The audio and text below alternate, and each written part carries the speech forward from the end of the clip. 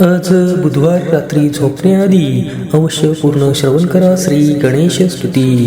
इंद्र उवाच नमस्तेस्तु गणाध्यक्ष भक्तेभ्य सिद्धिदायक विनायकाय देवाय हिरंबाय नमो नमः अनादये च सर्वेषां आदिभूताय ते नमः आदिपूज्याय विघ्नेश सर्वपूज्याय वै नमः आदिमध्यान्तहीनाय ह्यादिमध्यमयाय च अन्त्यरूपाय देवेश विघ्नहर्त्रे नमो नमः पाशाङ्कुशधरायैव सिंहवाहाय ते नमः अमेयाय नमस्तुभ्यं नानमायाधराय च विघ्नकर्त्रे भक्तानां सदा स्वानन्दवासिने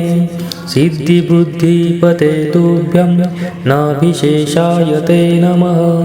ब्रह्मणे ब्रह्मरूपाय ब्रह्मदात्रे कृपालवे धर्मार्थकाममोक्षाणां